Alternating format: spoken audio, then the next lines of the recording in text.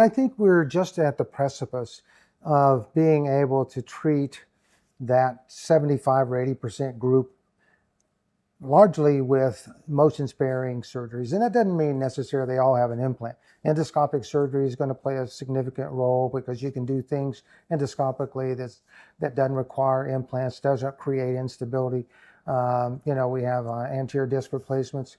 More recently, just a year and a half ago, we had a facet joint replacement TOPS that came online that has very good clinical outcomes. The thing that gets me excited, though, is that I believe we are at that point where we're going to go from a 50 to 60% improvement to that 80% improvement. Now, that may not sound like a lot to many people, but that's a massive change. Mm-hmm. And for us to get to 90% is going to take time. And as we look at our large patient population in Cayman, time is actually very good to us, rather than as a fusion where time is not good to you. As people go further out, they actually get a little bit better, right? So we look at our 5-year patients, and many of those people are 85 and 90% better. So time is good to us with motion as we go longer down the sign, and we'll see if we can interrupt that reoperation cycle.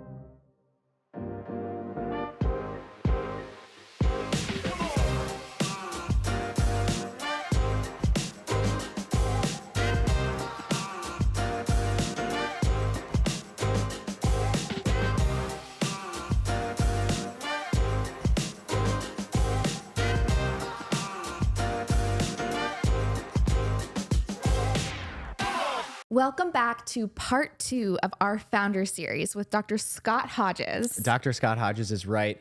What a special part 2. So you just heard from Dr. Craig Humphreys in part 1 of the Founder Series, and now we will get to hear the parallel journey on the other half of the spectrum with Dr. Scott Hodges. So he was the other part of this in creating and co-founding the MOTUS lumbar total joint replacement. So you'll get to hear his side of the story for the last 20 years, which I think is so special. I think for you and I, we've got to know him so well over time, right?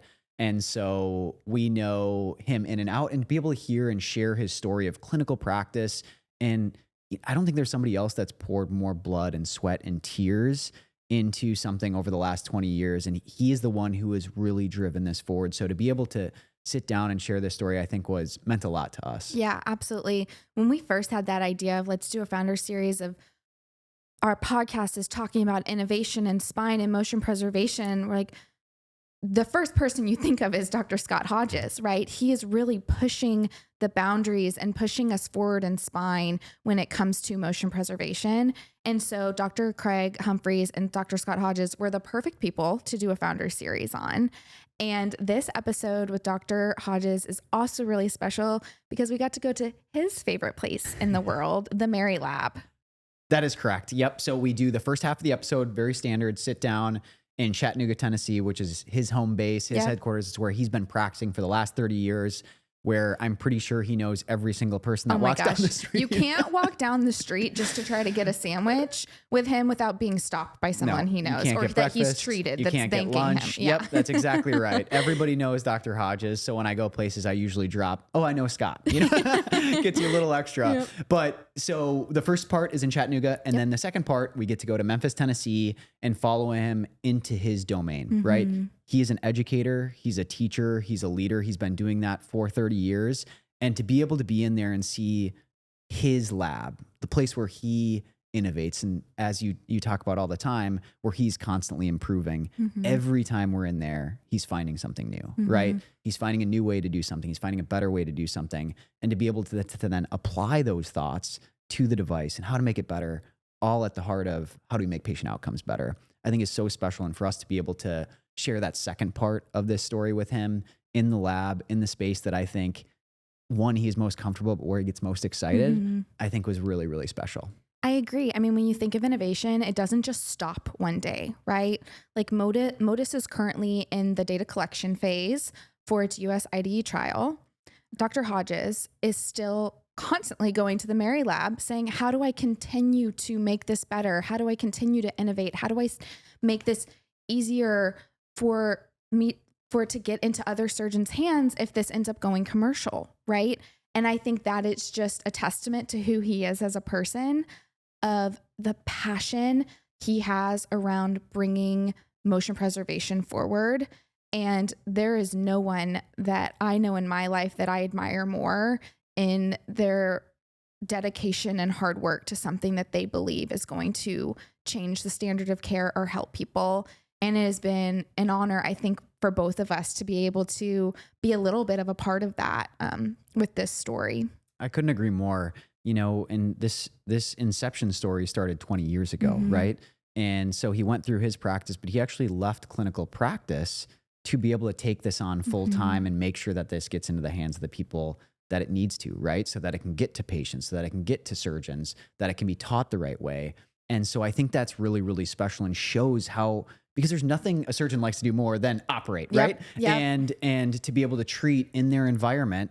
And he stepped away from that to make sure this gets across the finish line. And now it's going to be exciting too, to be able to share the next phase of his career, right? Which is him going back into clinical practice and being able to have a motion preserving practice.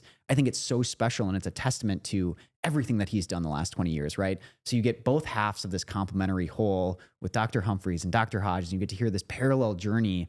And it gives you a little bit of fire. It gives you a little bit of passion. And I think it gives you a little bit of hope for what's on the horizon, especially when you look at spine care. I couldn't agree more. This is one you want to watch all the way through. We will say you are in a lab in that second part. So we do, you want to be respectful of the cadaver that you're using. So you can see that we're in a cadaver, but so if that, just something to warn you about that you will see. But it is a wonderful story, and we are so honored to be able to highlight both of these surgeons and the work that they've done over the last 20 years. Yeah, I think we've been very humbled and honored to be able to share a lot of these stories, but to be able to share this as a founder series and knowing them as we do, I think was really special, and I think we're really excited to share that one with our guests. I agree. So enjoy this episode with Dr. Scott Hodges.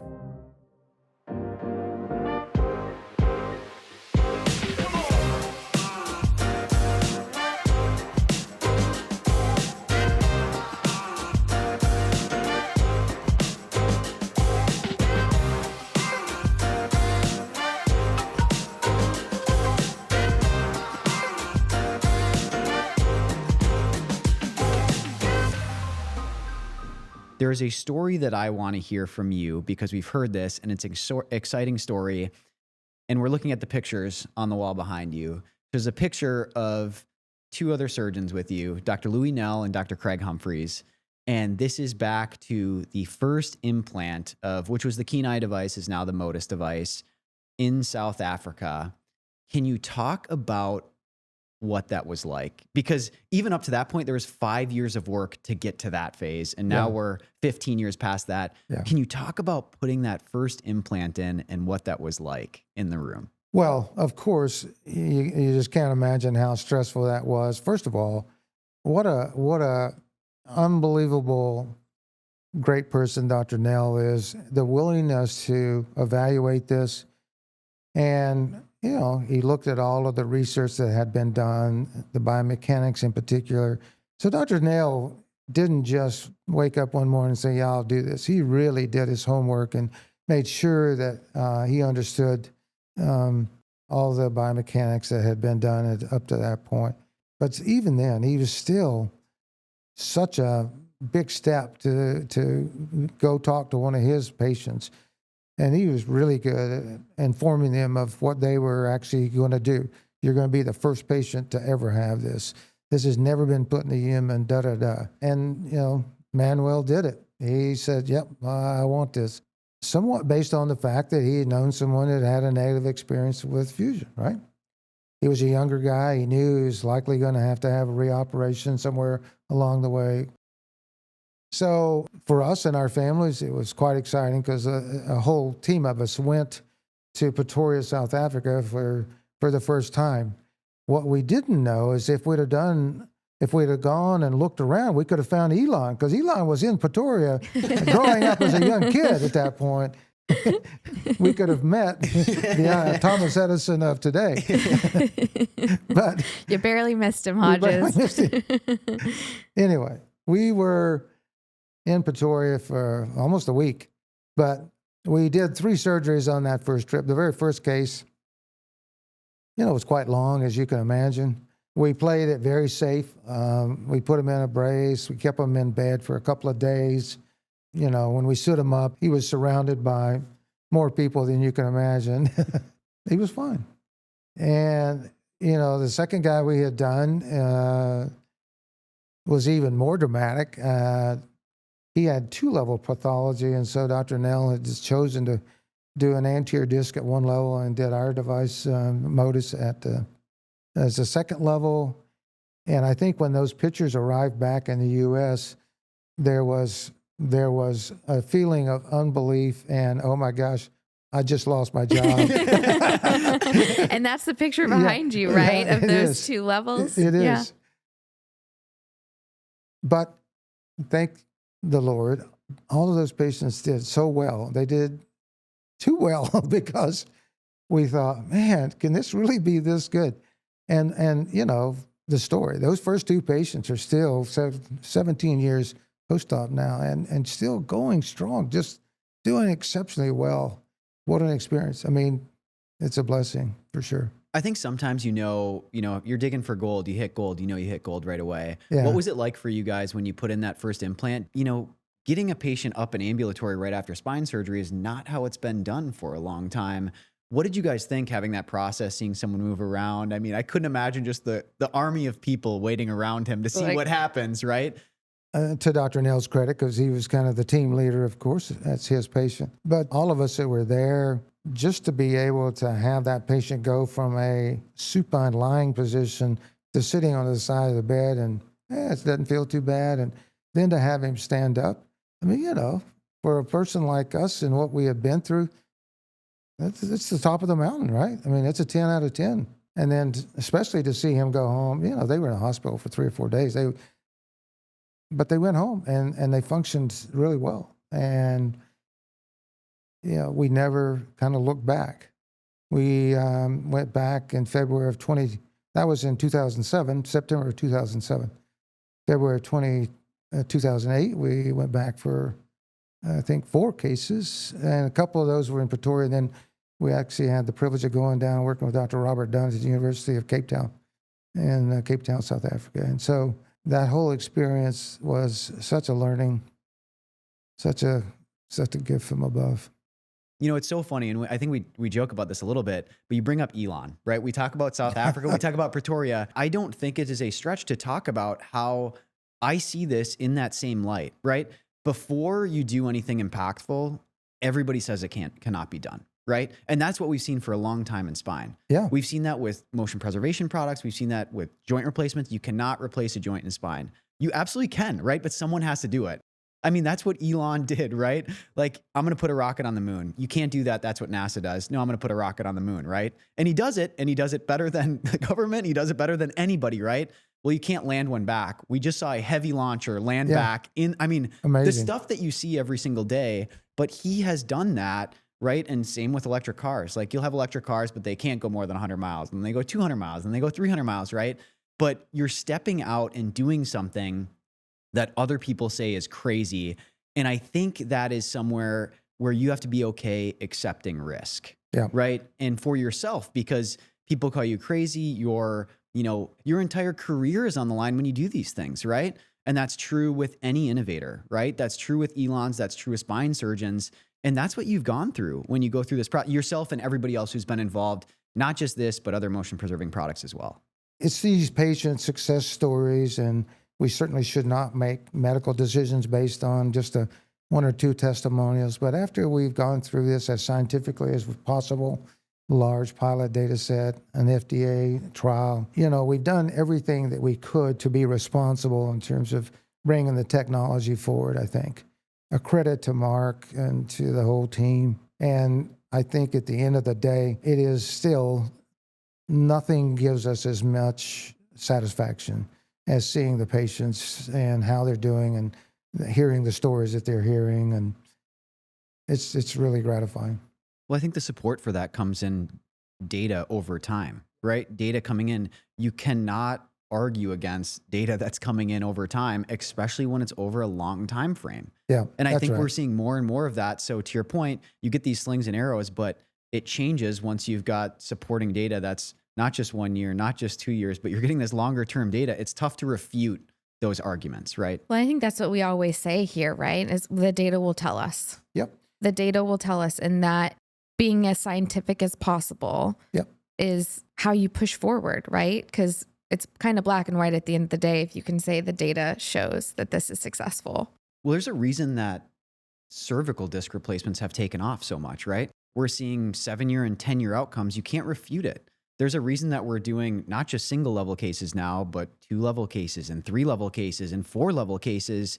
And surgeons are continue to push that Yep. because as you see outcomes do well, there's no reason that you wouldn't restore motion, right? There's a reason that you there's so many cervical discs on the market. It's because they work, right?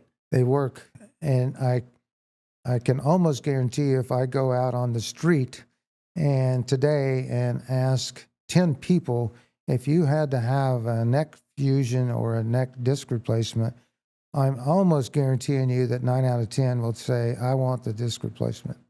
I mean, I did do that. I went out to across, That's right. I New forgot about York that. and You did. Tennessee and Austin, and I went on the streets and asked people. Absolutely. And the comparison, because we wanted to know, Right. because it's That's like right. you can be stuck in your bubble a little bit too, right? Like Yeah. that can happen where your head's kind of in the sand of working on this thing. And it's like, well, let's pull our head up and go see what the actual world is saying Yeah. and the sentiments. And it was, oh, yeah, I want a disc replacement. Or if you say, like, would you want a total joint replacement? Oh, yeah, I definitely would want that. I do not want a fusion. Like that was the main sentiment that we Yeah. heard. And so it's true. That's changing across the board, and patients know what a disc replacement is. And they're like, I want that. There's a study that's in the current literature. It's in one of our spine journals this month. And the study is about acceptance of a reoperation, okay? And so the study looked at people who needed to have the nerves in their low back unpinched but did not need to have a fusion. And we know that somewhere between 10-15% of those people will need an additional surgery downstream. The number of people that were willing to accept that risk of a reoperation was about 46%. They did the same identical thing with patients who also needed a fusion.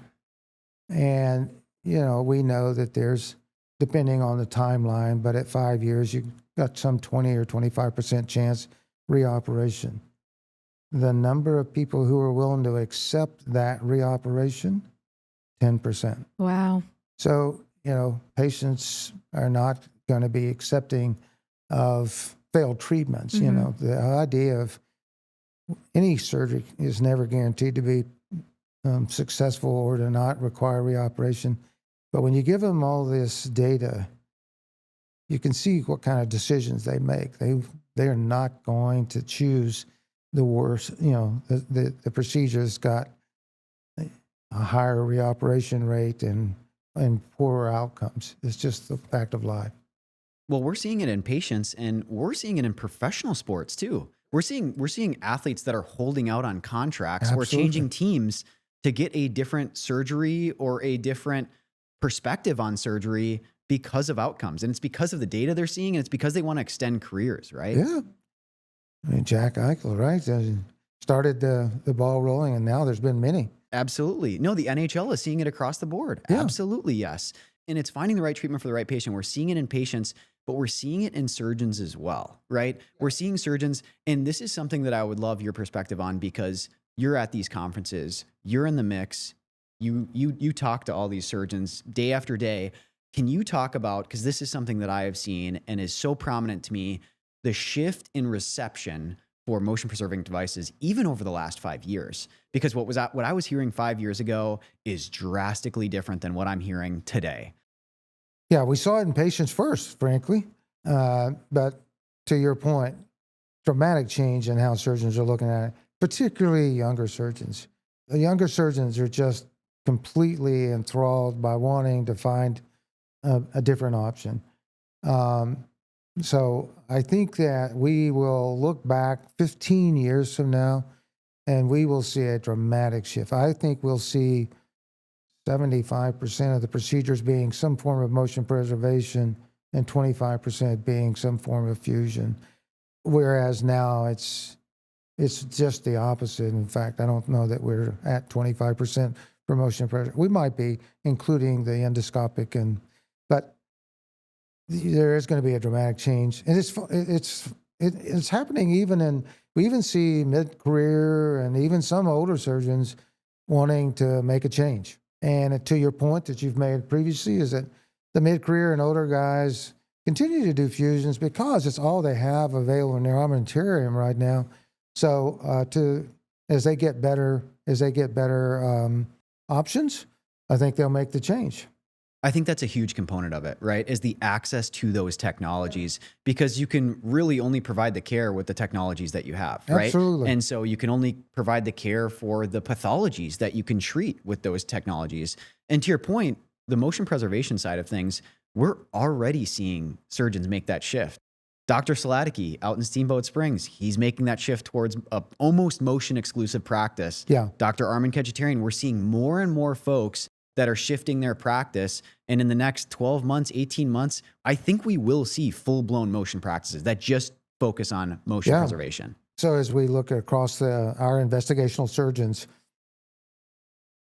probably the vast majority of those people very quickly will increase their percentage of motion preserving. And as you mentioned, there's 4 or 5 of those surgeons who are almost all motion preservation already. Certainly a smaller percentage of fusion type surgeries.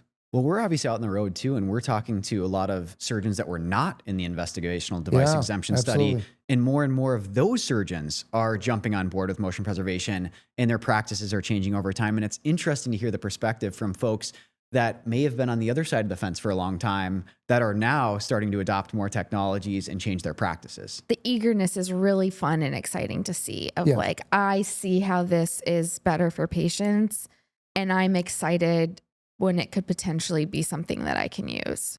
If I were a young surgeon just finishing my fellowship experience and ready to start a new practice, I would concentrate my advice to all of you young surgeons, focus on motion preservation. Nothing will build your practice faster.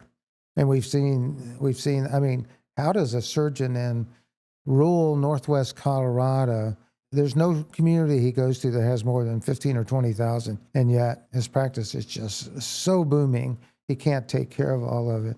And that took all of a year and a half or something to build that kind of a practice. Of course, it has a lot to say about his surgical skills and his personality. We all know who he is and how great he is, but that's being repeated everywhere, Well, not only that, he has people flying from all over the country to come see him. Absolutely. In a place that's not the easiest to get to, We know that, don't we? Oh my gosh. Wintertime? Gorgeous, but not easy to get to. Yeah. We'll never forget Rabbit's Ear Pass, will we? But truthfully, him and other surgeons are able to do that because of new technologies, and that is not detracting from the capability that he has as a surgeon. And I mean, impressive. I mean, Dr. Saladicki, a lot of the guys that we get to work with do some of the most impressive work. And the reason that patients fly to go see them is because of the outcomes that they're seeing, right? Yeah. And the testimonials that patients are willing to give on behalf of folks going to say, of course, I will jump on a plane to get a 2-level or a 3-level disc replacement that might give me another 10, 15, 20, maybe 30 years of quality of life added on. Well, and patients are willing to pay to get that too, right? Of like, when you get to that 2 or 3 level, insurance isn't going to cover that.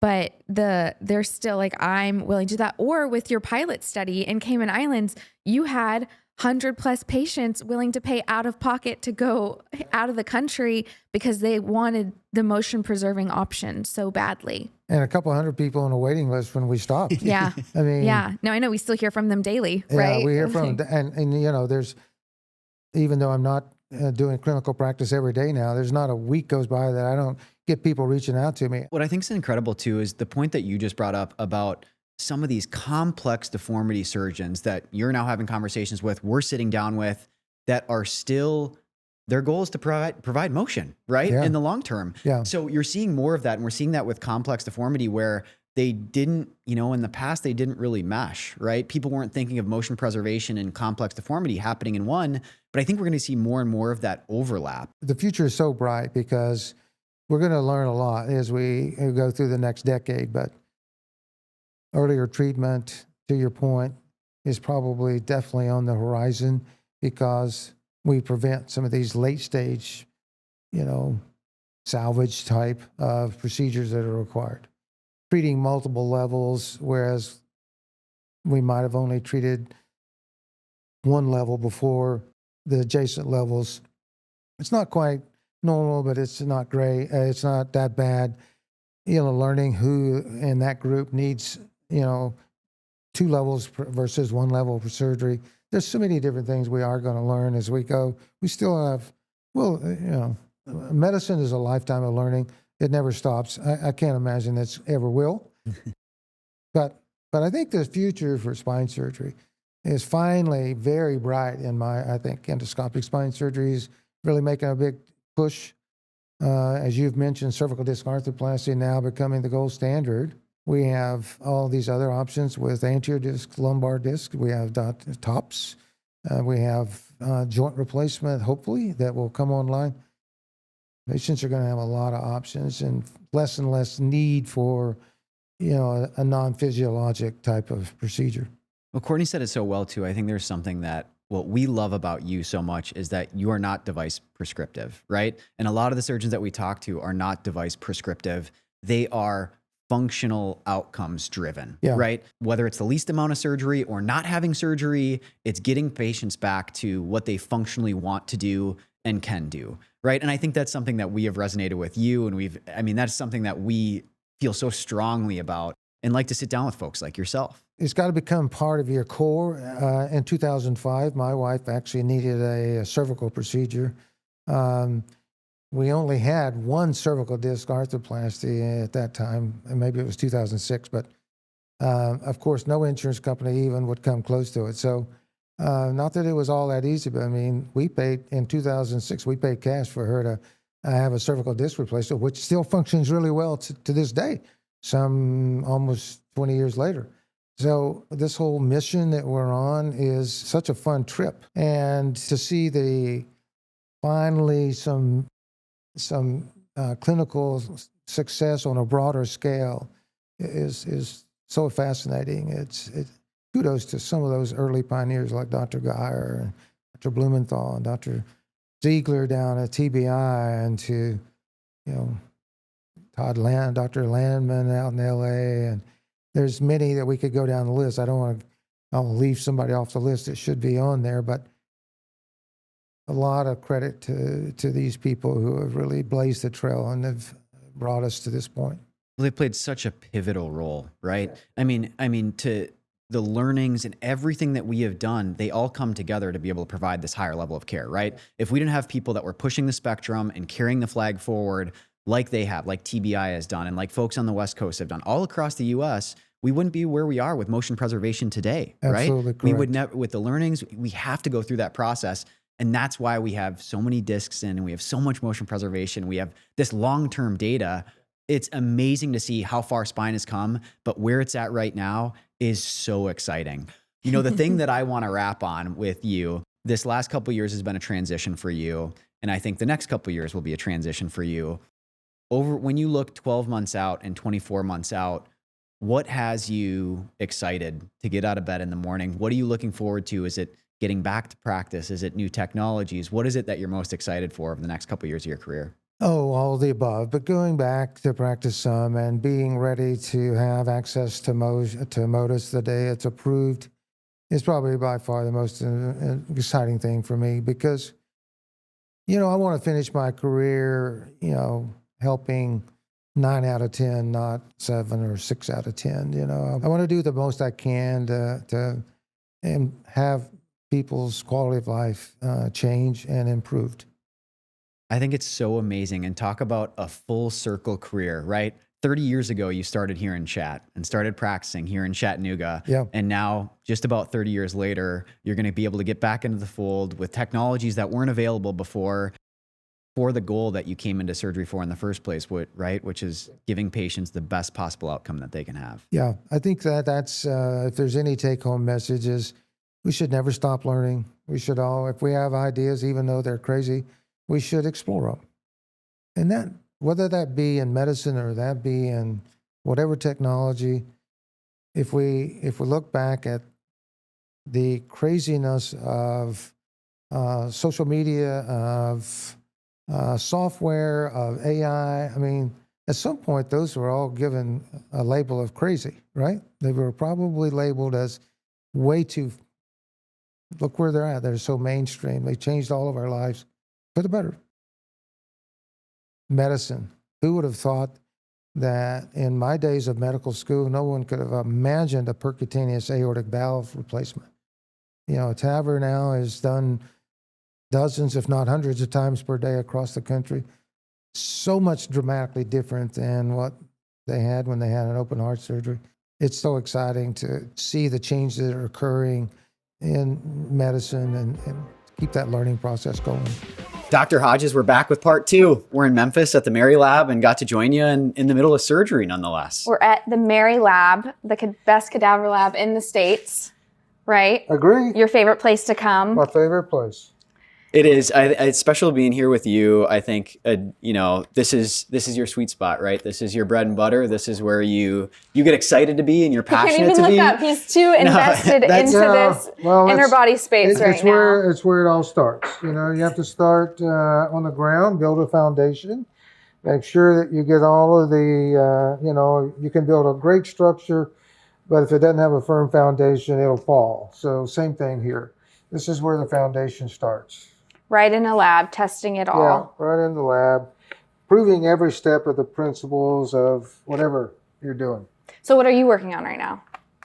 Well, we've been working for a while on a lumbar total joint replacement, removing, just like a hip or knee replacement, removing facet joints, removing the worn out disc, correcting alignment, and restabilizing through an implant that allows motion rather than an implant that stiffens and fuses the spine. It's the first ever total joint replacement for the lumbar spine. Yes. 20 years in the making. 20 years in the making. It's special, you know, even just being here. Can you talk about the importance, you know, you touched on here briefly about being in the lab and like what we've all learned from being in the lab, because I mean, what is this, our 50th, 60th, maybe 100th trip out here? Yes. I mean, can you talk about the importance of, you know, how much value and knowledge is gained in coming here and doing these activities? Well, labs like this 50 years ago didn't exist. You know, there were cadaver labs, and even surgeons of 50 years ago did roughly what we're trying to do, but the advanced imaging, all of the things that's available in a lab like this wasn't available so much then. But this is just an invaluable learning experience. I mean, if there, it'd be foolish to say that you never go through a learning experience and that there's never a mistake made. You want to make those mistakes here, not out there in the real world. So, you know, you come up with ideas and principles. Those get tested in biomechanical labs. Engineers, you know, give you the best implant possible, and then finally either you try an animal model, or if there is a suitable animal model, and really for what we're doing, there is not a true animal model other than us. So then you come to the lab. The lab's the next step.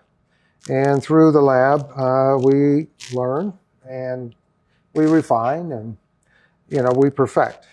It's so special seeing you here. You know, you've been operating for 30 years here and, you know, 30 plus years here, and seeing you be able to be in this environment and still have that passion, that fire. We came in, and when we walked in earlier, you were actually teaching someone in the lab. You had found a pre-med student, yes, and ended up bringing her on the table for 3 hours and teaching her about that. What is it that you love? I mean, you've been operating for so long. What is it that you love about the teaching side of medicine? Well, you know, people have to give back. That's the only way we really get young people interested, is if they think they have a passion and they want to learn more. You have to keep the fire burning, right? I took the steps I did because I kind of emulated the family doctor he was there when I was born. He was my pediatrician. He was my family physician. He was everything. And you know, he was the guy I emulated. So It's our duty to give back, number one. Number two, we have to train tomorrow's leaders. We can start now, you know. Young people are so bright and eager. So, 11. I love that. I think we've talked a lot about, your mentors and people who have played a big role in your life. I do want to talk a little bit about you too. I mean, you went out of clinical practice to work on this project, right? And like Courtney said, 20 years in the making. You've been doing this for a long, long time. I mean, that's a big sacrifice. For you to step out of practice. Like what was it that you were seeing, or what was the problem that you were trying to solve for you to leave practice and focus on this endeavor exclusively? Well, it all started many, many years before I actually took this sabbatical, so to speak. The thing that inspired Craig Humphreys and myself to think about an alternative to spinal fusion was the fact that we both had gone through many, many spinal fusion surgeries, thousands, not just a few. And it was sure enough, we had some patients that were very happy. And in fact, maybe it was 60, 65%, but we had 30 or 35% that just were not happy. They weren't necessarily worse, but they weren't necessarily better. They go through a lot of time, effort, pain, expense. And you go through all of that and you're not a lot better. I mean, why would you be happy with that, right? If you're not functionally able to go play golf, or if you're not functionally able to go back to work and bend over and lift up things, then maybe we need to find something that's better. And so that was the thing that inspired us to start down the path. Can you talk about that? You talk about patients just having a tough time, or 30+% of patients being unhappy. What's the reasoning for that? Like biologically, what do we actually have what's happening pathology-wise that's making that occur? Yeah. So, when we break down the causes of pain, we can put them in different categories. If we break it down into certain types, there's tumors, and there's trauma, and there's deformities like major scoliosis problems. And those are really major, issues that, unfortunately, most of the time, those patients almost never can be completely normal, okay? They can be improved, and they do improve some, but you're not aiming for a patient to be back to normal when you're doing those. That's 20% of our population. This other 75 or 80% are really people who go through wear and tear, injury, problems that ultimately leads to arthritis of your spine. So you have abnormal disc that can be painful. You have little joints called facet joints, which can be painful. You have bone spurring that forms. There are things that cause nerve compression. Your disc can weaken and herniate, rupture, cause nerve compression. So bad disc, compressed nerves, bad joints. And then the last thing is, normally we start out with our spine being somewhat curved. And that curving requires that the disc is somewhat wedge-shaped. But as we go through time, that disc wedging becomes more of a flat, parallel surface. So that flattening of your spine means you start to lean forward. You have abnormal alignment. So looking at a person from a side view, you want them to have this curve in their back, okay? So the fourth cause of pain is abnormal alignment. In order to be able to get a person as good as we're going to get them, and we're never going to get them back to where they were in their 20s, okay? But to get as close as we can, we've got to treat all four of those pain problems. And you can do that with a fusion, but unfortunately doing that, the last step is restabilizing the spine, and that changes the biomechanics of the spine and your entire linkage chain forevermore. So that's really the flawed step, is the last step where we do this fusion. And when you say linkage chain, can you explain a little bit more about Sure. what you exactly mean by that? So we sat with Dr. Bodner and he kind of discussed this, but like from your mouth, what does that mean? So he's far, far smarter than I am, but I can put it in simple terms. It's Gumby, okay? And if I give Gumby some bending of the knees, then I have to do one of two things when I bend.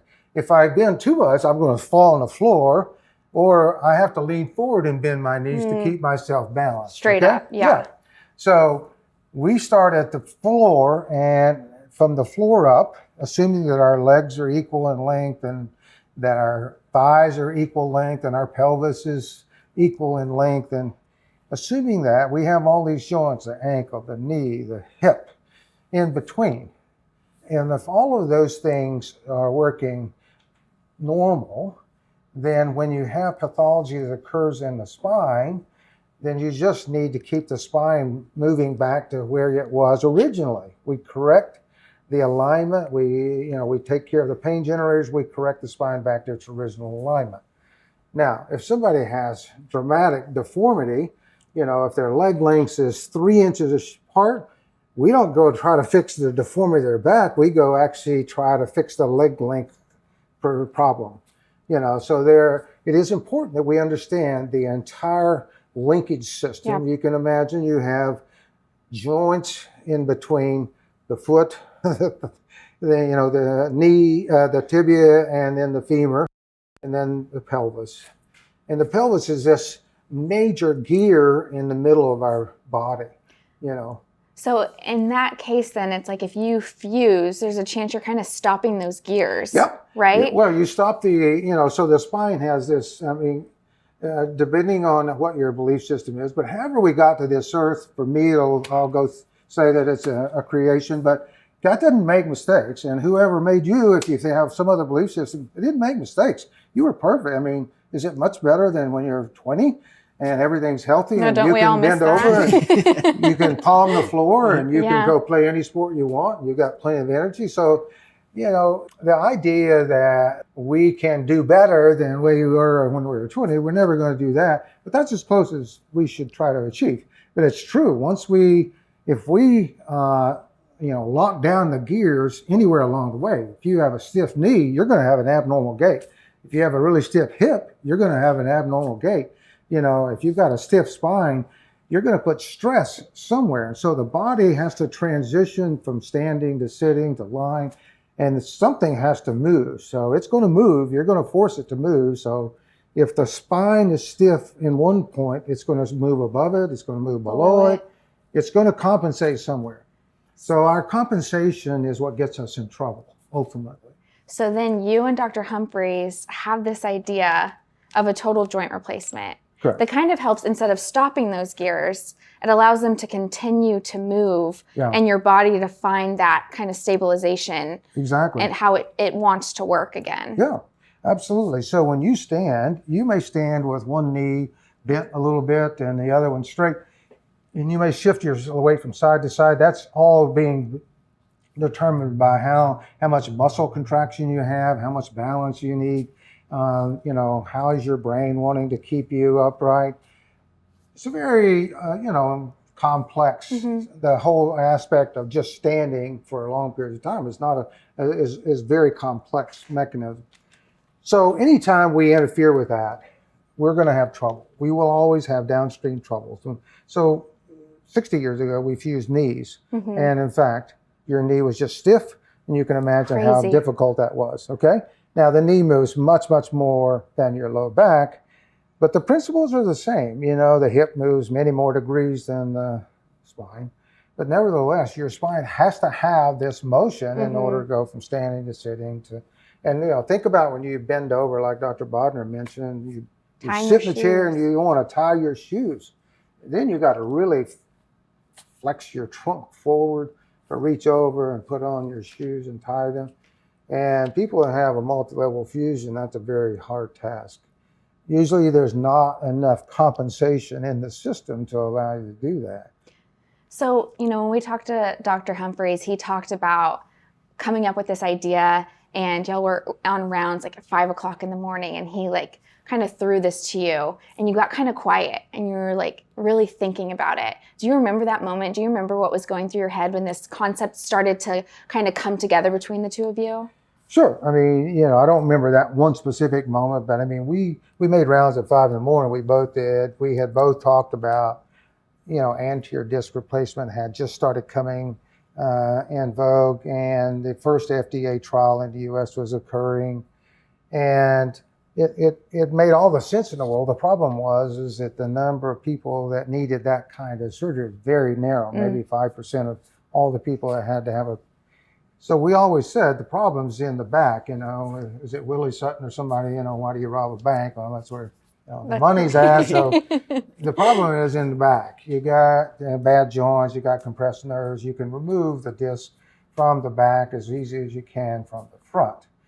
So we always would work on this. As we would come and talk about things at 5 a.m. in the morning, these were ideas. We'd toss out ideas back and forth to each other, and that's really how it got going. So I want to actually take that a step further. What Craig had said is that normally when he would throw out ideas, you played devil's advocate, is what he said. And he said normally you'd play devil's advocate. And he said this was the first idea that he had that you didn't play devil's advocate. And I'm curious what it was that you saw, or the idea or the thought that went through your head where you said, this thing could work, you know? Yeah. Well, you have to start somewhere. So, you know, there's some very important anatomy.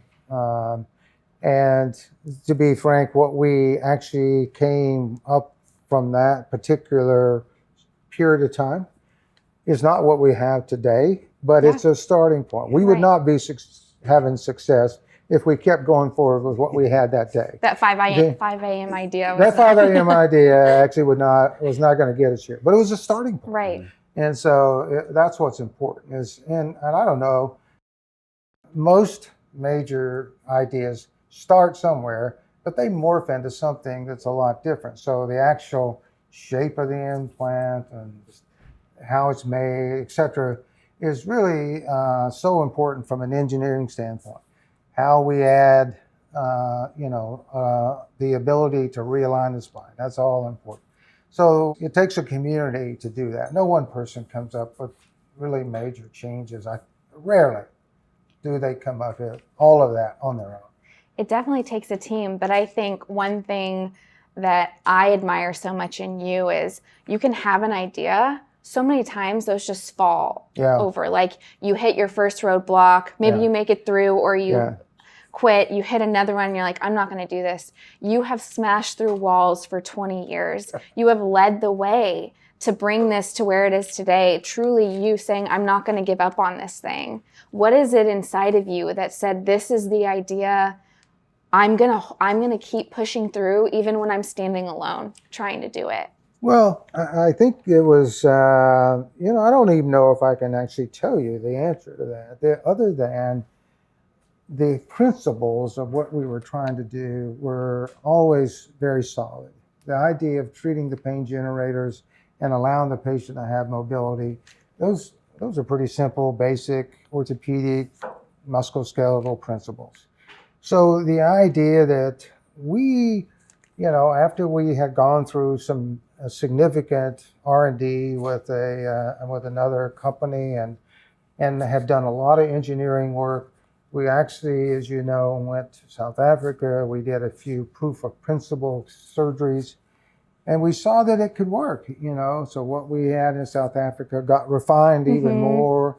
And again, what we had in South Africa would not have worked long term for the general population. It actually worked there because we had a couple of really, really world-class surgeons that made it work. But, that may not happen in everybody's hands. So again, we've made these refinements to make it more accessible to others. Yeah. And every time it got better, and the thing that probably kept us going is that by the time we went from the initial thoughts to, the initial engineering to our South African experience, we had gone through 70% of, and then, so we knew we were, closer to the end than we were from the beginning. We needed, and we, even though, like you say, we ran into so many roadblocks, if you just keep going, you'll get there eventually. It's been a lot of obviously dedication and hard work to get to this place. A lot of that's on your shoulders. Like you said, it's a lot of it that's been an incredible team and people surrounding this thing. But I want to go back to the inception story. So when you guys have this idea, you go find an artist, right? Yeah. And I think this is amazing. You talk a lot about things that happen for a reason, right? Yeah. And almost there's a plan, something set in place. Yeah. Can you talk about the artist and his connection to where this study ended up actually happening? I mean, that's crazy. It's all crazy, right? So we did. We had... Once we had decided this was a principle that might work, I had gone to a local university, Southern Adventist University. It's not very large, 3,000 students. So I went to the art department and I found a senior student and I said, can you do some drawings? And we paid him a small amount of money. This was in the fall.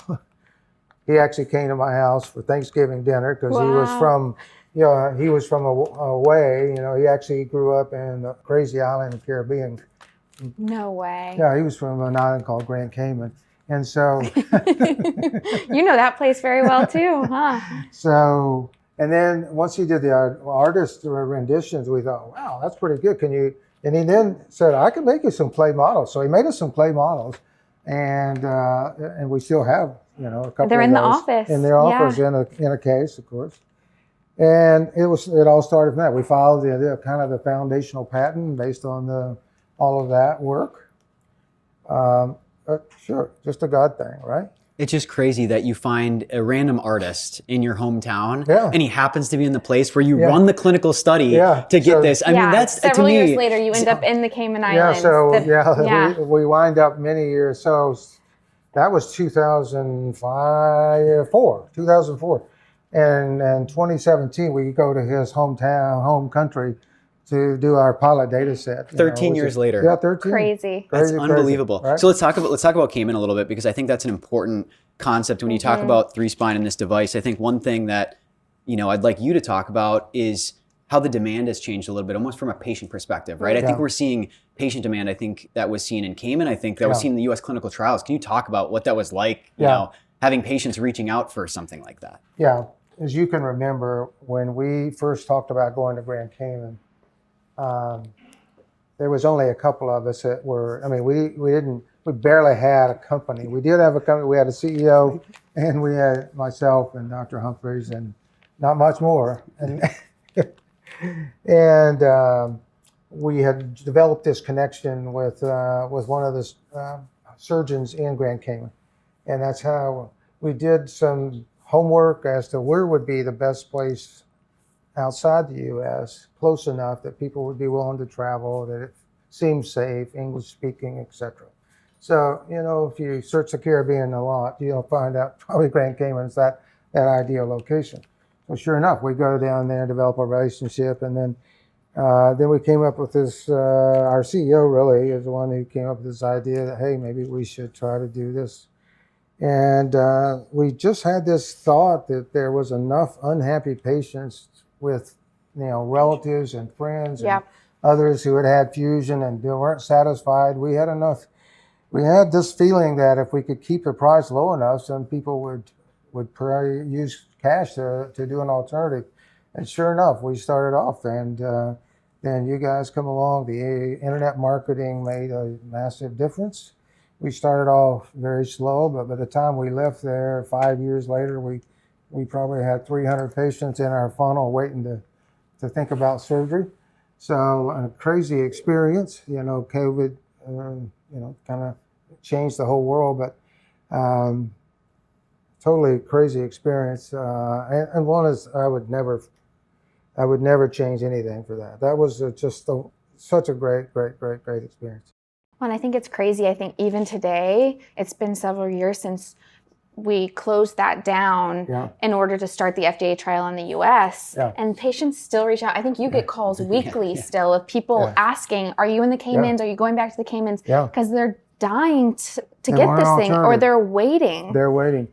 Can you talk about that like patients? Yeah, I mean, we do. So our internet marketing, after we left there and the end of May of 2022, I guess, we just, we quit our normal internet marketing, but just organically, we kept having people reach out. And again, that list, there was some thought that we might go back to Cayman at some point, but frankly, it is, running the FDA trial is just too complex, and we only had so much bandwidth, etc. But what's really crazy is those patients. I think that I shared with you guys just yesterday, a patient that had surgery 6 years ago from Saskatchewan, Canada, a 70-year-old nurse who had gone through she had had a fusion and had a bad experience, and she came down and went through the surgery, and she made improvements, but it was slow, gradual, and honestly, when she got to about 5 months post-op, 50 or so % better, but she kind of plateaued, and we wondered, well, did we do the right decision? Did we make the right decision for her? And then she called me up one day about 9 months postpartum. She said, I just want you to know everything is working perfect, and I'm back playing golf, and I'm doing everything I want. And so yesterday I get my 6-year follow-up from her. Text message, Text message that I'm pain-free. I just want to tell you how thankful we are. And again, nothing to do with us. Credit to God above. And we just cannot tell you. We've had, so many of those. We'd bore people if we told you all those stories. But I think it's important because it's those proof points we talked about. Like, you got to break through those walls and those barriers. When you get those patient stories, they are so motivating. And they are. This is what it's about. It is just that one individual person, the fact that you could help them, that changes their life. It did. It just dramatically. And we saw that very early on. So we went through a few of those experiences, and we thought, man, I don't know if it's because we have people willing to travel down here and do something that they want different. We couldn't, early on we weren't really sure, but we knew for one thing for sure is that patients were doing better, and a much larger percentage of them were doing better than what I had been doing back home with my fusion surgeries. So Cayman played such a vital role in us having the inspiration to keep going, because we knew we had the right principles, and we knew that we were helping people in a way that was significantly different than other. Most people think that I really don't like fusions, and I don't, except that there are some people who do need them. But if we can do something better, we should do something better, and I think we can, and we have. I think you get these kind of delineation points in your career too, where you try and figure out, do I continue going down this path, or do I do something new? Yeah. And, over the last 10 years, 20 years, there's been hard days. There's been a lot of challenges. There's a ton of work, a lot of dedication from a lot of different people. Yeah. Can you talk about that point that you just talked about, what that means, seeing those patient outcomes? Because I think that's what lights the fire, right? It is being able to feel that and see that and know, I'm going to double down on this, and it doesn't matter how late it is or how late I'm driving or how long I'm driving. I'm going to continue doing what I'm doing. Well, without the Cayman experience, we would not be here for sure. We had some very early wins in Cayman, and that gave us such great inspiration. And we had such good patient feedback. And of course, we were also studying, though. Those are people under a research protocol. We weren't just down there doing unmonitored experimental surgery. Yeah. We had an IRB, two of them, as a matter of fact. We had a lot of oversight. We were willing and constantly sharing our data with others. We collected, all of this data through Redefining, which is a cloud-based data gathering system. So we felt like we were doing decent research. We were being fair, straight up with patients. The inspiration to keep going really, every time we go to Cayman, we get more inspired. Cayman played such a vital role when we decided to do the FDA trial, and, the amount of money you have to raise to go through that kind of a process.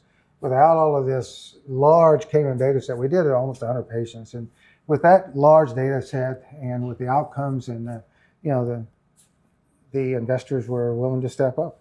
I want to talk directly to patients here for some of those points, because I think there's a lot of really unique aspects to this procedure and this device that helps with a lot of those functions. Earlier, you talked about some of these patients that are 6 years out that are doing really, really well. I think the two things we look at are short-term outcomes and long-term outcomes, right? Short-term is immediately, how am I doing? What can I get back and doing? But long-term is, what can I get back to, and to what level can I get back to? Can you talk about the delineation of those two things and how your spine care has changed and what you're doing here? One of the big problems is when you stiffen the spine with fusion, you cause stresses above and below that cause those other segments to start deteriorating and breaking down. We call that adjacent segment disease. And adjacent segment disease takes 3, 4, sometimes 5, even 10 years. So one of the big problems, and one of the big perceived problems with spinal fusion, is that patients had to have reoperations, and they do. You get out to 10 years, and 30 to 40, sometimes 50% of those patients need a reoperation, okay? But if we look closely at the 1 and 2 year data of spinal fusions, we can see that their pain scores improve by 50 or 60%. But by 2 years, at 1 year, it's 60%, but at 2 years, it's back to 1%, okay? The same thing happens when we do a standard validated functional assessment of these people. How well can they dress themselves? How well can they climb stairs? How well can they drive a car, etc. So even early on, you don't get the kind of outcomes that you might perceive that you're getting. And now you also have the downside. You have limited early outcomes. You have reoperations. Well, we thought when we were doing motion preserving things, and this is true of the cervical spine, where we learned a lot early on, we didn't expect the functional outcomes to make that much difference, but we thought the reoperation rate would be a lot different.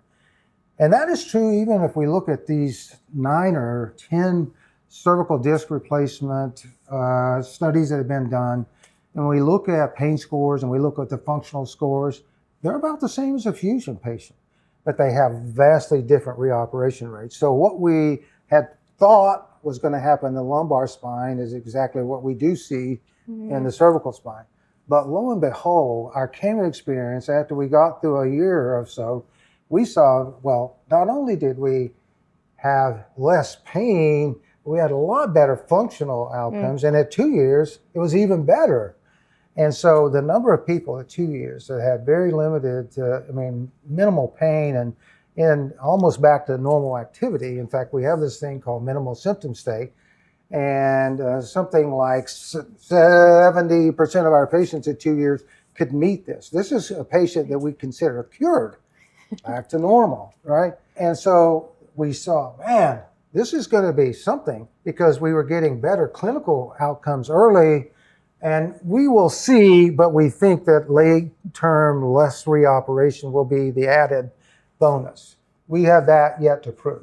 It's amazing. You know, when we talk about these topics, we just sat down and you brought up Russell Bodner earlier, right? And he talks about these topics, and we now know, based on his data, that motion is the number one player that determines some things like cup placement in the hip, right? Yep. Which down the road determines wear rates and things like that. So it's not just stiffness in the spine affects the spine. It's stiffness in the spine affects your entire body, It right? affects it. It does. And in fact, of all of the different variables, motion in the spine is one of the best things you can do to have your hip last longer and not have as much risk of dislocating. So, and thank God for Russell Bodner for all that he's done and brought that to the forefront. It's incredible work. So I want to talk about some of the different aspects of specifically to the procedure that we're able to do. So, you know, the biggest one and the most easiest one to see is that you're taking a posterior approach, right? Yes. Can you talk about why that's important and what you can treat versus if you were just coming in on an anterior approach for motion preservation? Yeah, largely when you're approaching something from the front, you have an approach that's not so challenging if it's a level that's down low like L5S1. But it dramatically changes if you need to get up to L3, 4, okay, in the middle of the lumbar spine. Even at L4, 5, where you have a lot of major vasculature. So the approach is a challenge. If you're a young male, even though it's less than 5%, you have a certain number of people that will have some loss of sexual function to the point they can't have a family.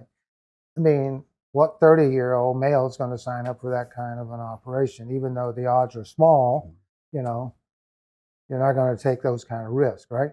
And you can only treat abnormal disc problems. You can't treat compressed nerves. You can change the alignment some, you can. But again, you're not treating the entire spectrum of pain generators, right? So if you can avoid it, you should. Not many women want an incision across their abdomen, right? Most younger men, for sure, don't want a surgery that could interfere with their ability to have a family. Even older patients, it's not always such an easy, simple. And if you do have to have a revision, and not many do, I'll give it's a very successful surgery when done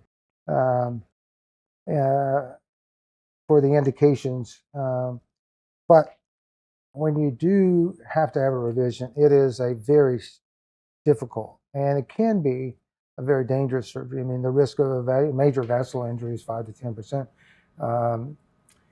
And that can be even a life-threatening kind of injury. When you look at it from in a different light as well, you talked about the spine flattening out over time, right? Yeah. That can occur due to degeneration and things of that nature. Yeah. What can you actually do with this approach to treat something like that, right? When you talk about a lateral plane or a sagittal plane, Yeah. because you want to restore some of that lordosis as well as Yeah. retaining function and motion. So when you lose, there are different ways that you can change the lateral plane or the side. You can add something to the front of the spine, or you can subtract something from the back of the spine. So we're able to go through the back, treat all the pain generators, and subtract some of the bone. We call that an osteotomy, and then we can place the implant, and then the patients fine-tune exactly where they want to be. The point I was trying to make is that there have been previous studies of normal pelvises and normal lumbar spines. And so we have a lot of normative data as to how much wedging or how much curve should be at this particular segment of the lumbar spine. So we start off, even though it may be completely flat, if we're at L5S1, we know we want to get to about 24 or 25 degrees, okay? So we can make a calculation and determine how much bone we need to subtract in order to get that same degree of change. I'd love for you to talk about why that's important to the lordosis side of things. We sat down with Dr. Slaticky as well, Yep. and he brings up this topic, and I know you've talked about this as well, is that through a motion preserving device, the patients can almost find their own balance Yeah. instead of us choosing what sort of Yeah. balance they're in, and how that ties into cone of economy. Can you talk a little bit about that? Sure. Not everybody needs 25 degrees. Some people may need 22 and some people may need 27, okay? So in a motion device, if we get you in the ballpark, let's just say we get you to 25, but you need 22, then you're going to flex slightly so that it's balancing itself exactly where it wants to be. Now, we want to be as energy efficient as possible. And again, just remember, our creator did not make mistakes. So when you're standing, you can't stand like this for hours at a time. It is just painful and you fatigue. Same goes. If you're really leaning forward for a long period of time, you give out, you just want to fall over on the floor. So to try to be most energy efficient and be able to stand for 3 hours at a time, you need to have some muscles that may contract a little, but others that are relaxing. And so being most energy efficient means we absolutely have the center of gravity going right through the center of our body so that we have equal amounts of force acting front, back, side. And so in order to maintain that cone of economy and get that, and we need patients to be able to balance themselves right where their brain says, here's where you're going to be perfectly balanced to be most energy efficient. I think this is an amazing topic. So essentially what you are saying, I want to clarify this, that the way that I'm standing or how I'll sit down and bend down is different than how Courtney will, Absolutely. versus you. different than how Yeah. you do. So we need the ability to all move have through that, to- and our own body has to be able to adjust and essentially self-balance through that we spectrum. need to fine tune it, so you're absolutely correct. That one may need 25 degrees, one may need 22 degrees, one may need 27 degrees. And so if I give you 25, then you're going to self-adjust yourself through this ball and socket articulation that allows you to, get that fine tuning. And you do that subconsciously. That's not something you consciously think about. This leads me to a question, kind of what you talked about earlier when you said sometimes, it can take some time for you to start to see the impact of this, right? Where you might be struggling a little bit more at the beginning. As part of that, your body figuring out how to kind of move again and find its own balance. Think about this. If you have low back pain, maybe you've had a disc herniation and the disc is degenerated and somewhat collapsed. You can have low back pain, but if it hurts a lot to sit, then you won't sit very much. You may lie down instead of sit, or you may stand because you put more force on your back when you're sitting than you do standing or lying. Well, if you lean forward and it hurts a lot, then you're not going to lean forward as much. So we start limiting activities and functions. And if you get to a point, the extreme of that is if you put your elbow in a cast and wear it for 4 months, the ligaments around your elbow will contract and shorten, and they will get very stiff. So you can take that cast off 4 months afterwards, but if you try to straighten your elbow all of a sudden, you're going to scream bloody murder because all these ligaments have got to be stretched back out slowly and gradually. So you're at the physical therapist and you're doing this stretching to get, and same happens if you have a knee surgery, hip surgery, any joint surgery, you get stiffness and you've got to get it back to its normal function. Well, if you have abnormal spine and other levels in your spine haven't deteriorated, but they've been stiffened for several months and they're not moving well, just because I fixed this part down here doesn't mean all this stiffness is not there. Because we're a linkage system, right? A linkage system. So when my patient from Saskatchewan, Canada called me at 9 months, it was the light bulb went off. It was when she called us, when she got her linkage system balanced and she was moving her hips, knees, ankles, spine were all coordinated and moving the way they should have. And we saw that time after time after time after again. I mean, we learned this kind of the hard way, but it's a principle that's well ingrained in us. So it's just like when you work out, your muscles aren't strong. You have to keep working them out to get that strength. Yep. And so talk about a little bit about like post-surgery, the importance of that physical therapy and that process. Sure. So muscles do help balance. That cone of economy is a lot to do with how strong the muscle mass you have.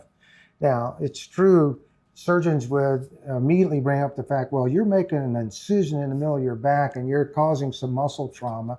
And that's true. And even when you rehab muscles, you're going to lose some 20 or 30% of that normal function. So you have to walk before you can run. So will this be a procedure that someday will be minimally invasive through a tube where there's less muscle trauma? And the answer is yes. We've been through that exercise. But you have to be able, you can't start off necessarily working through a little tube until you've gotten perfection in the entire procedure. So that whole principle of keeping your muscles as strong and as, you want strength, you want durability and endurance, right? And the rehab period is just like a hip or knee. It's not just a week or two. I mean, for some of these patients, that rehab and that time to get the entire linkage system balanced can be 8 or 9 months. That's kind of the longest we've seen, but certainly, some of them will have that linkage system balanced by 2 months. So a lot of it has to do with how long they've had this pathology before it gets addressed and how much collateral damage has occurred as a part of this long problem before they actually have it fixed. So if someone is young and they have a massive central herniation that needs a replacement, that patient's going to be back doing almost everything at 2 months. On the other hand, if you've had trouble for 3 or 4 years, you can expect to have a pretty significant recovery phase. But when you're better, you're better. That's what's great. Yeah. You get your linkage system balanced and it works. So let's talk about that, because as we talk about pathology and treatment, there's a topic we talk about a lot, and that's mobility. Yeah. And there are things that we've done to treat mobility, right? Discs have done a great job. But there's a second component that we're actually also treating, and that's stability. Yeah. And you need both those functions. When you talk about these patients with 5-year and 6-year outcomes, I think one of the amazing things is they're not people that are sitting at a desk all day. Yeah. They're hucking through the woods, and they're farmers, and they're downhill skiers and golfers. Can you talk about what you've been able to do here to provide both of those aspects, both mobility and stability? Yes. Well, that's probably one of the biggest questions that we get from surgeons. There's a lot of teaching that goes on throughout your residency and fellowship period. And some of that teaching is based on older research that today would not be considered, mainstream. Nevertheless, it is when you're in surgery fixing an abnormal joint, whether it be your ankle, your hip, or your knee, or your shoulder, when you're removing intraoperatively the pathology for a period of time, for an hour or two, there's very significant instability. You're maintaining that stability in your hand by holding things. But intraoperatively, you have gross instability, and you have to reestablish stability before the patient's out of the operating room. And how do we do it? We put in a knee prosthesis, or we put in a hip prosthesis. But we don't rely purely on the prosthesis. We rely on structures that are around the shoulder. For example, the shoulder doesn't have much stability other than from all the muscles that are around the shoulder. So when you do a shoulder replacement, you've got to have very functional muscles and things around it.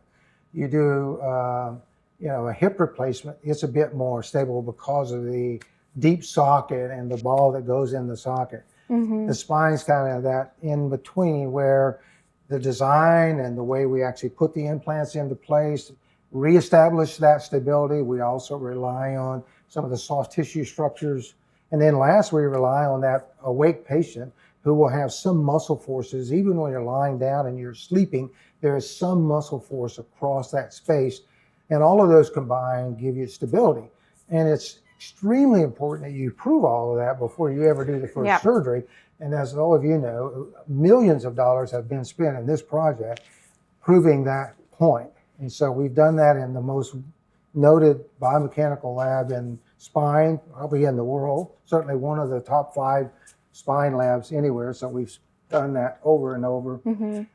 So biomechanical stability it won't do you any good to have a procedure if you don't have stability, because it won't work and things will fall apart, right? Well, it's amazing. That's the reason we're catching you here, right? We're catching you in the lab in the middle of surgery, right? That's the reason we're doing this. But then you look at guys like Dr. Pat up at Loyola, right? We've done tons of studies, biomechanical studies. So there's another part I want to talk about. As we talk about this pathology and we talk about treatment, I want to talk about the actual care continuum and the process and the time that patients enter themselves into the care continuum. How has that changed over time, and how do new technologies change that care continuum from waiting as long as you possibly can to possibly getting something sooner to increase your quality of life? Well, so I think this is going to be one of the tremendous benefits of AI for going forward, and that is that AI can mine just this massive data banks, right? And so we're going to be able in short order to have thousands of patients that we can look at and say, this patient group or this characteristic says this patient should have surgery as soon as they have their problem. If you're 40 and you have this problem, if you have a disc herniation, you already have some painful facet joints, and maybe you haven't collapsed your disc so much, or maybe you haven't lost all that wedging. But if you have, this characteristic, then you need to have surgery now, because yes, you may do some therapy and you may have some injections, and that may help you for a year, but it's bought you a year at this expense, but yet you still got to go through this experience. So if you think of it, a corollary is when we first started doing hip replacements, absolutely no one under 65 got a hip replacement. Absolutely no one. And now, I think Dr. Bodner says the average age is 61 or 2. But not unusual for a 45-year-old that had a skiing accident and had trauma to his hip, got some steroids, developed avascular necrosis. That person's going to get a hip replacement at 46, not at 70. Well, I mean, again, thinking that we're a linkage system, if you start to see something breaking down, we know that's impacting other places.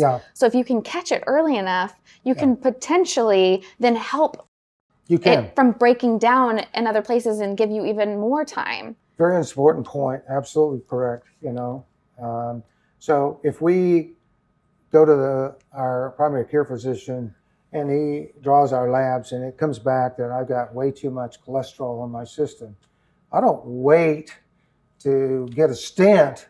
I start changing my diet, so I lower, I start fixing the system now. So, some people want to refer to that as preventative care, but even when you get to the surgical realm, okay, if you have a joint that is painful and you have some deformity of the joint, and we now know from prior experience and all this data that joint's not going to do well long term with non-operative care.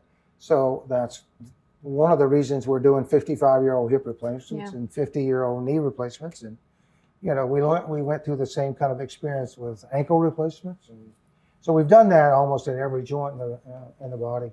We started off kind of at the very, very end stage, and we have kind of refined it so that we get, better and better care earlier. I think this is a fascinating point and a very important point for patients, Yeah. because unfortunately, we do still see this in spine, right? We do. We see patients that when they come in, they say, I've been out of work for 2 years and I've Yeah. been laying in bed because I don't want to go get an operation done. Yeah. You would never do that for a knee or a hip, right? Yeah. You wouldn't stay out of work. You wouldn't stop doing your quality of life. You wouldn't lay in bed all day, Yeah. but that's where we're at. But changing that care continuum, whether you're changing one segment to help the rest, but you're sacrificing a quality of life for some period of time. Yeah. And we're at a point in spine when that's starting to change. Yeah. And it's Yeah. right at the precipice, I think, of changing. Yeah. Well, so many of these patients that went to Grand Cayman were people that were on the sidelines and had just decided, no matter what, I'm not having a fusion. Yep. But when an alternative came available, they availed themselves of that opportunity. And we don't know how big that population is, but it's probably pretty significant. A lot of people sitting on the sidelines just saying, I'm refusing to get a fusion. I won't have a fusion. So how do we get to this point? Because we've heard multiple surgeons say this, that I wouldn't go get a fusion myself. How did we get to this point that, the people that are performing it and the care that we have, that's the best that we have, is that put it off as long as you possibly can? Yeah. Well, I'm actually one of those people that had the benefit of actually being in the early stages of modern spine surgery. And I would say that would be from 1980 onward, meaning that, Dr. Steffi and others came along with pedicle screws so that we could provide segmental stability. And we started thinking about the sagittal alignment, and we started thinking about how important it was to get a solid fusion. So we have gone through this 30 and 40-year experiment of gradually improving fusion, thinking that each one of those improvements was going to ultimately give us better outcomes. And we do get higher fusion rates. And I don't want to say that we haven't made any steps forward. We have. But if we look at where the fusion outcomes were 30 years ago, and we look at them now, the amount of time, effort, research that we put into it, and the amount of gain from that is disproportionate. I mean, we have spent billions, right? And we've had a small gain in that. And it's hard to turn a big ship in a creek, So it takes a long time for people to gradually change their thinking. And our system of treatment, I mean, how we deal, how we pay for healthcare in the U.S. and, the codes that we have to have in order to be able to get the facilities covered and for the surgeon to get paid. I mean, all of those kind of things contribute to this very significant, slow, gradual change that occurs. And, surgeons are smart creatures. They really are. And they're cautious by and large. They're very cautious. So when they learn something and they have done 150 or 500 fusions, they're very, very comfortable doing that. They know they can go do that tomorrow. They know their infection risk is going to be 1%. They know whatever. And we have made, minimally invasive surgery. We thought that was going to be the big leap. It helped a little bit, but it didn't give us that big monumental change. We started doing lateral surgery because we could add more curvature with less invasive, and it helped a little bit, but it didn't give us that massive change. We're now in this phase where we think that if we do an anterior surgery and put a really wedge-shaped cage, that we're going to create this base that will solve all of our problems. We'll see. We'll see. I think research is something we all have to, be willing and open-minded about. So will there be a day when fusions are going to equal joint replacements? I don't know. Not in the hip, not in the knee, not in the shoulder, not in the ankle. Probably not in the lumbar spine. As I think through it and synthesize all this information, it almost goes back to the topic that you brought up, and we hear from a lot of different surgeons, is that it was almost necessary and essential to go through those steps to get to where we are with motion preservation right now, right? Because otherwise, without testing all these technologies, you don't know what helps and what doesn't until you can start to filter out information, right?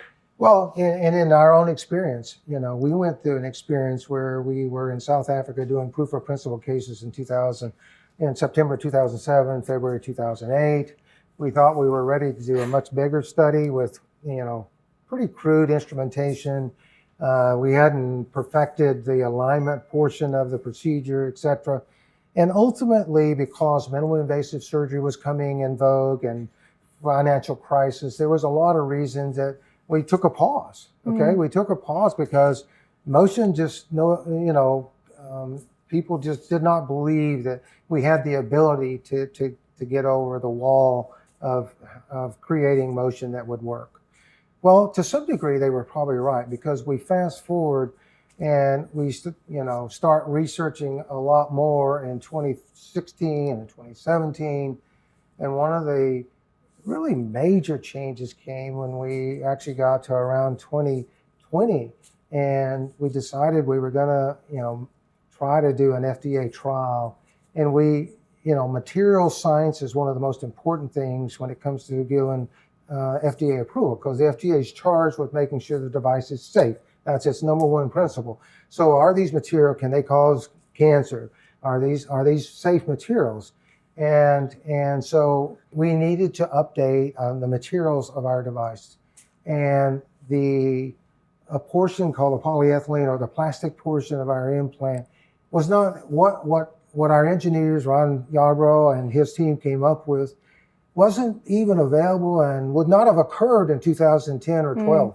I mean, again, just to a point where the amount of wear and how well can this thing tolerate just constantly moving, it's crazy. We think this is an 80-year implant based on 10 million cycles, whereas that would have been dramatically different. You look at hip and knee replacements now, they last 30 and 40 years. Why'd that change? Because they started improving the materials that the implant was made out of. Same thing already happened with us. So it's a crazy concept, but you're not going to get a game-changing technology that embeds in a patient and has to be there for a lifetime. That won't happen in 5 years. No. That won't happen in 10 years. Those are just long projects, and you have to have everything right. You don't get to make a mistake. You have to have everything right, basically. I mean, technology had to catch up to your idea, right? Technology had to, absolutely right. That's a good way of putting it. Our technology had to catch up with it. And, as we go forward, things like navigation and robotics, and will probably play some role somewhere down the road. Right now, it's not advanced enough to make probably a big difference, but will it in a decade? Probably so, yeah. So we're here now, we're at the Mary Lab. Yep. We finished the enrollment of the US IDE trial. 1 year ago now. 1 year ago. So, another, 12 to 18 months till we see what's going to happen with this device. But so why are you back in the lab?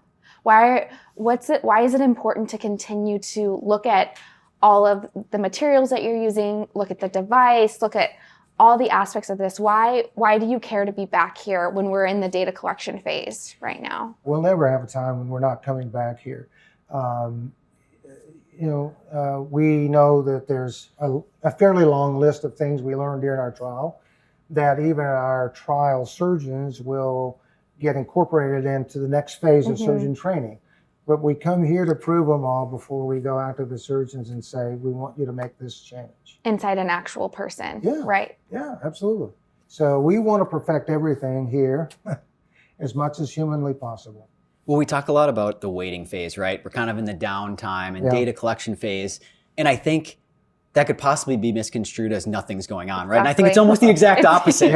And so when you talk about that, I think it's a really good segue, because you brought up team members, right? Yeah. And so I think the company's been very unbelievably fortunately blessed that everything is always being constantly refined, constantly improved, right? Yeah. That happens because you have people that have been in industry for 20, 30 years that have seen these things, right? And know how to get them there. So you talk about Ron, and then, Mark Peterman comes in, and with all their experience, and yourself and Craig, there is something that I want to bring up for you, and it's some of your specific attributes, because like we said, you stepped away from clinical practice, right? And you stepped into a role that was not in your wheelhouse. I don't want to speak for you, but not your, right? You've never done it before. But I want to talk about that, because that's a challenging thing for anybody to do. Yeah. So can you talk about what that was like in, skill set development and improvement, stepping into a role that was way outside of your comfort zone, and then, just leaning into it? I think that's really important. Even from our South African experience, but certainly after our Cayman experience, we knew that our surgeon training would have to be different than the usual. It had to be pretty robust. And we, as you know, we train surgeons basically 1 or 2 at a time. We don't have a weekend where, 30 people come to town They spend Right. 4 hours and away they go. And we wanted to conduct the study in a similar manner. Obviously, there's rules and regulations that we have to follow, but we felt that being present at the surgeries and being able to at least offer whatever advice we had learned through our previous clinical experience in South Africa and Grand Cayman would be helpful to surgeons. Maybe that at the end of the day, we want as few patients to have a Complications. complication as possible, and we want the very best outcomes possible Mm-hmm. for everyone. So in order to try to achieve that goal, I just felt like that it was really important that we have people, like Marcus James, who he and I have worked together for decades.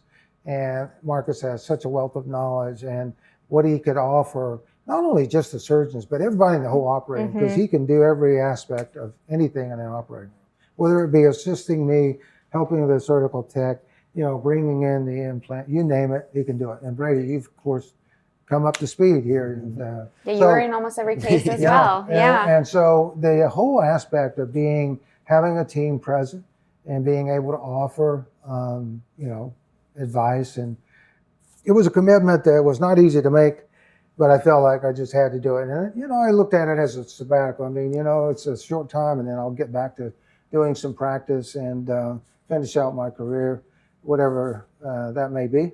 But anyway, that's really, it wasn't a hard choice to make. It was something that just needed to happen.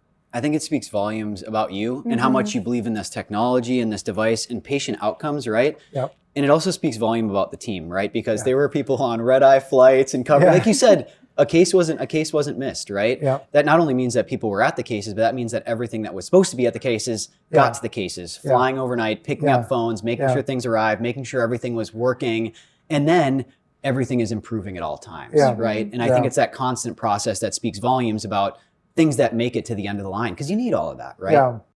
Well, I know it's different. It's even worse for you and Marcus, but I mean, my latest time going to bed in that experience was 2 a.m., back up at 6 a.m. Yeah. And it was even worse for you guys. So it was one heck of an experience, but well worth it, right? There's one other thing that I want to talk about because this journey has been so long. I think probably when you started this up, there's a lot of excitement around the idea, right? Yeah. You've got a new project. It's, early on, motion is really, really hot. Yeah. Now you're 20 years later where it's kind of been undulating, but now we're getting back to that really hot phase, right? I'm sure there's a lot of stuff that you were excited about then. What now, as you get to kind of the end of the line and a device that possibly could be available soon and where motion is and what patient demand looks like, what are you excited about right now that gets you excited to go back into practice and work on some of those things? Well, I mean, I think we're just at the precipice of being able to treat that 75 or 80% group largely with motion sparing surgeries. And that doesn't mean necessarily they all have an implant. Endoscopic surgery is going to play a significant role because you can do things endoscopically that doesn't require implants, doesn't create instability. We have anterior disc replacements. More recently, just a year and a half ago, we had a facet joint replacement TOPS that came online that has very good clinical outcomes, pretty narrow indication, and it's, again, one of those things that has limited potential to treat a wide spectrum of patients, but nevertheless a good treatment, and that I'm fully supportive. The thing that gets me excited though is that I believe we are at that point where we're going to go from a 50 to 60% improvement to that 80% improvement. Now, that may not sound like a lot to many people, but that's a massive change. Mm-hmm. And for us to get to 90% is going to take time. And as we look at our large patient population in Cayman, time is actually very good to us rather than as a fusion where time is not good to you. As people go further out, they actually get a little bit better, right? So we look at our 5-year patients and, many of those people are 85 and 90% better. So time is good to us with motion as we go longer down the sign, and we'll see if we can interrupt that reoperation cycle, but it's exciting. I mean, we're probably close to being able to treat spine much like you would a hip or knee. That's amazing. When you talk about that temporal aspect Yeah. for patient outcomes, Yeah. I think that's super powerful because patients now don't see that as the end of the line, but maybe the start of a new chapter for Yeah. them, right? Absolutely. And so when we talk about the temporal aspect, I think what's also interesting is you talk about timing of things Yeah. and how things almost happen for a reason. When they come in Yeah. at the right time, you know, you've got this convergence of all these technologies that are coming Yeah. together at the right time. Yeah. I think it's an exciting time to be a spine patient because you have motion preserving options that Yeah. weren't there Yeah. 5 or 10 years ago. When that pairs with navigation and robotics Yeah. and MIS and endo, or I mean, you're looking at a time when you can truly get your body back to a functional place that we weren't able to before. As simple as, I mean, we have to think of about every human being that we touch, you know, and we touch many more people in the middle of the spectrum than we do, On the you know, end. Yeah. people who paid and went to Cayman, right? Even a lot of those patients, you know, you guys remember one guy from Montana who sold his pickup truck to get the last $4,000, right? And he would not change anything about that, right? But being able to offer appropriate care so that people can go back to work. You know, when I had fusion patients, and 18 to 20% did not go back to work, it wasn't that they didn't have some improvement. It wasn't they were totally dissatisfied. But when they went out and tried to bend over and do carpentry all day, they couldn't do it because it just, you know, they might be okay for 3 hours, but not 8 hours. Yeah. You know, that's a big deal. That's a huge sacrifice And still. if you can't Yeah. go earn a living, families start to fall apart and people get depressed and, golly, the whole spectrum just, you know, it'll drive you to do whatever you can. So let's talk about that as we wrap up here. You know, you've touched a lot of patients and been able to help a lot of surgeons from the teaching realm, right? From a leadership realm over the last couple of years. Honestly, from creating a device that exists right now, you've been able to help a lot of patients, but now you're getting back into a place where you're going to get to go back into Yeah. practice. Yeah. Can you talk a little bit about that and what you're excited about and what you're setting up for that next phase of your career? In the evening, after I say my evening prayer, the next thing is I'm dreaming about being back in practice. I mean, it's everything. So every surgeon that wants to be, you know, back in surgery, because you can make a major difference in people's life very, very quickly. And you know, that's kind of our reward. So I can't wait. I'm looking forward to it. And now that we have the ability to treat people differently, totally differently than when I first started spine surgery, I mean, you know, what better? How much better can it be? Talk about what that practice is going to be, how it's going to be different and unique. Well, so for me, it's going to be kind of a combination of things because I need to still be functioning in a role to train surgeons specifically on this particular technique. But not all, I'm going to offer patients just purely motion preserving surgeries. If you need a fusion for your scoliosis, I'm going to send you to an expert that does a really good job at that because, you know, that's a small segment, and the more surgeries you do of that similar type, the better you are. So I'm going to send them to a center that does a lot of scoliosis surgery. And that patient that needs non-motion sparing surgery will get referred to the appropriate people. I won't, of course, just say, you know, out of here. But the stuff I'm going to offer them is going to be stuff that I can do really well and that I know, based on objective data, is going to get them their best, give them their best chance of being better. So it's a motion preserving only practice. It's That's amazing that we're in incredible. the space where you can do that Yeah. now, right? And There's you're enough to offer. It's amazing, and you're seeing surgeons, right? We talk about Dr. Saladicki, right? Yeah. He's moving Yeah. in that direction. We have multiple other guys, Yeah. Dr. Cacciatarian. Dr. We see Jorgensen. exactly. We see multiple of those guys that are doing that, but to be able to offer that to patients is incredible. And I think it provides a lot of hope for patients that are looking for, have possibly been looking for something for a long time Yeah. for themselves Yep. or for a loved one that can now find that type of procedure and long-term outcome that they're looking for. And someone who's focused on it. You know, I think I can speak for myself of I'm so grateful that you were willing to make that sacrifice for the last couple of years, because I don't think that this device or this procedure would be where it's at if you didn't. And I know I wouldn't be where I'm at of everything that I know and learned, and the passion to even be like, let's start a podcast. Like that comes directly from just the passion and the purpose that just radiates off of you of how important this is and pushing things forward. And I'm just so grateful that you are a person that is just willing to push those walls down. And it's been an honor to be able to stand behind you while you did it and be able to create, be a part of something that you and Dr. Humphreys created. Yeah.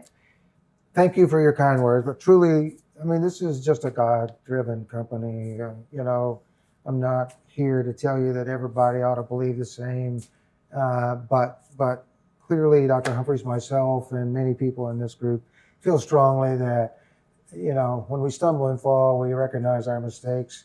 We do that in life. We do that in surgery, and the way we correct that is if I yell at my wife, I don't go and yell at her a second time. I go and apologize and I give her a hug. And if I have a mistake that occurs in surgery, I want to come back here. I want to find out, how do I correct that? That never happens again.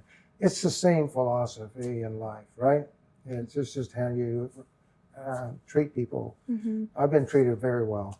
I think you have, but you're a vessel, right? You're a vessel that he's I hope able so. to operate through. I hope I can inspire others. I think it's such a great point, because as we talk about this, it comes from a mounting body of evidence, Yeah, right? that's the best It's thing. over time, right? Yeah. It's not a hypothetical idea.